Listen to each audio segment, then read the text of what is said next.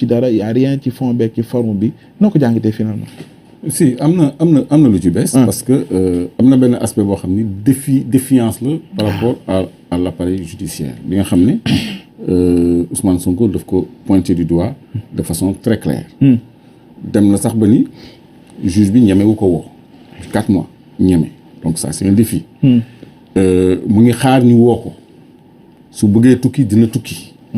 du dem signer ji. donc ça c'est des actes de défi.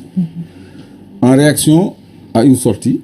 génne passeport diplomatique. waaw ni maa ngi sama passeport mën naa voyager quand je rappelle l'épisode de Omar Sall. dem génnoon na fii. exactement donc parce que défi la aussi. parce que les hommes politiques dinañ am foo xam ne fu ñu bu ñu fa tolloo. que ce soit le pouvoir judiciaire le pouvoir exécutif ou le pouvoir législatif. dañ koy défier imprimer rapport de force. pour obtenir seen ay acquis. ça on est en politique. léegi li ko waral c'est consécutif.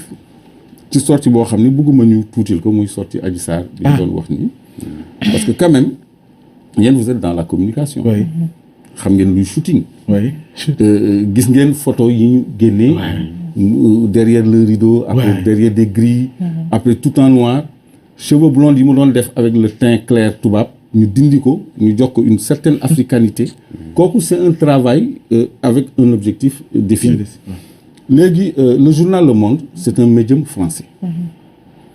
Jeune Afrique c'est un médium qu'on peut qualifier même de français. RFI n'en parlons pas. léegi vous êtes dans les médias. ki fi nekkal RFI di liggéeyal Le Monde. mu ngi tudd Charlotte. mais am na keneen aussi ku tudd Théa. Théa Olivier. ñoom ñaar ñooy gérer. la dame qui est à Jeune Afrique. tubaab la aussi ñoom ñett benn say lañu kon ñoom ñoo liggéey bi pour France parce que France daf ci dugal loxoom. kon loolu c'est avéré et c'est réel. mais ñu ko dindi. c'est un constat loolu du sax analyse lu ñu constaté la simple constatation la. parce que yow yéen xam ngeen Théa. xam ngeen Charlotte. xam ngeen la dame de Jeune Afrique dama fàtte turam. ñoom ñett kan ci. du Mariam Sidibé wala moom. déedéet kooku tubaab la. xam naa ko maa ngi seen contact ñoom ñëpp damay liggéey ak ñoom. mais man war naa am liberté aussi Sénégalais yëpp xam ni. ñooñu ñett ñi nekk fii Dakar. dañuy liggéeyandoo. donc liggéey boobu liggéeyuñ ko ci seen coobare. c'est un travail coordonné. parce que ñoom ñett ñëpp fii la ñu nekk. kon présentation image yooyu. ak discours bi ci topp man dem ci jël juste aspect politique bu sortie Adji Sarr. parce que Adji Sarr dafa am xol bu metti. day ko yóbbu waaw mel ni kuy bëgg a xaru sax. ba xelam xaru. pourquoi parce que yëg na ni Ousmane Sonko falu na maire de Ziguinchor. mais loolu lan la ko mën a misère moom mënul toppatoo son cas. son dossier de viol bi nga xam ne c'est pendant devant la justice je crois que loolu moo ko waroon a mettre dans cet état-là mais non promotion wu Ousmane Sonko mu koy metti wala boog nii xalaatu woon ni ak li xew yëpp ak li mu accusé Ousmane Sonko yëpp ku mel noonu dinañ ko jox ndombal tànk bu ñu mel xëy na loolu wala mun ñu ko gisee foofu. non loolu du looloo ko misère discours bi du discours Adji Sarr maanaam place am feneen la fudul ñu koy def maire wala leneen. oui mais le fait que nag malgré tout ça. ak li mu subir yëpp. Sénégalais ñoo porter seen confiance ci moom mu toog fa mu toog mu misère loolu.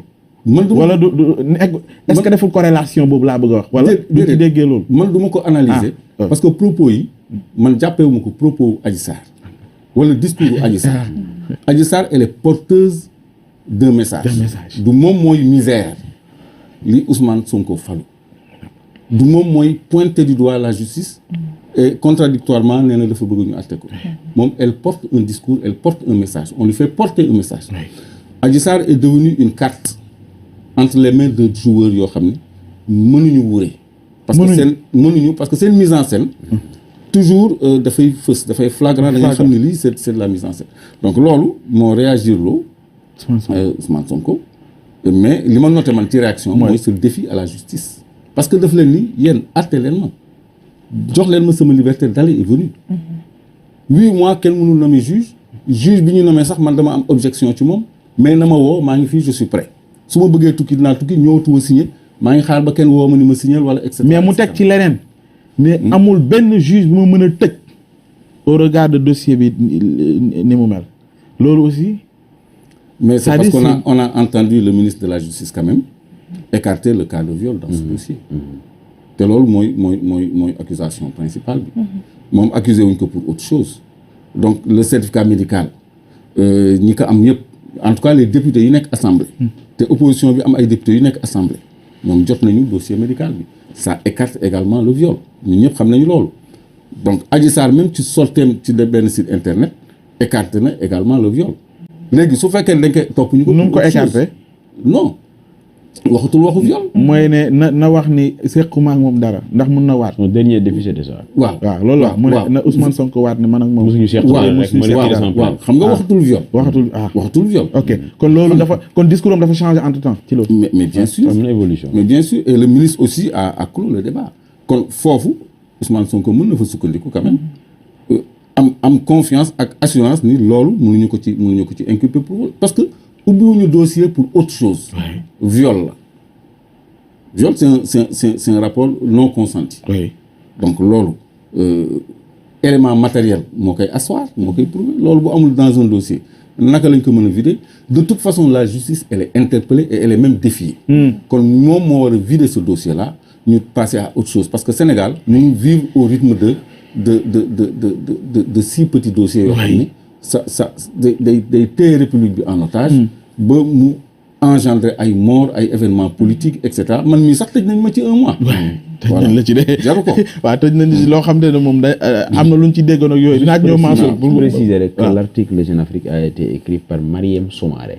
waaw c'est important. précision non man je vise pas ki bind article bi. waaw mais dama ni ñoom tubaab yi. ñoo seq Jeune Afrique Le Monde ak RFI. même équipe la ñoo nekk fii Dakar. ñooy liggéey bi ñooy liggéey te liggéey bi c'est un travail. d'accord dinaa ñëw léegi ci li nga ñoom may dégg ñoom dañuy xam émission olof yi. parce que gis naa sax ñu def un rendu de l'émission de Ousmane Sonko. te xam nañu du ma leen tuuma. je les connais. d'accord. Lalia def nañ tour de table déjà ci sortie Ousmane Sonko du ñàkk xëy na nga am commentaire wala interpellation. Bismillah. juste man démb seetaan naa ko. mais côté bi mu wax tamit d'une part. war nañ mën a vider dossier bi parce que Adji Sarr Ousmane Sonko c'est une année. mars daaw la ba mars ren. ça n'est de trop pour benn dossier boo xam ne homme politique la comme niñ koy waxee. te il a des ambitions je pense bien. yoo xamante ne du maire Ziguinchor. am na leneen lu mu bëbët lu dul loolu. kon tey justice bi dañoo war a génn wax nit ñi tamit aussi. comme viol bi bu dee amu fi moom.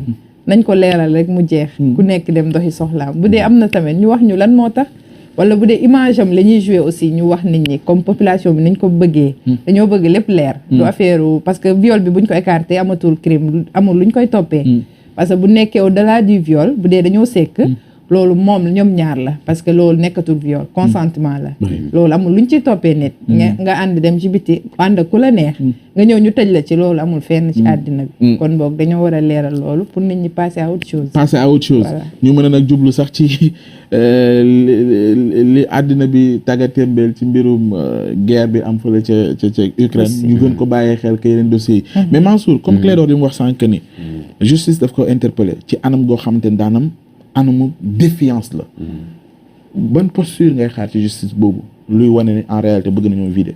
waaw mais si par exemple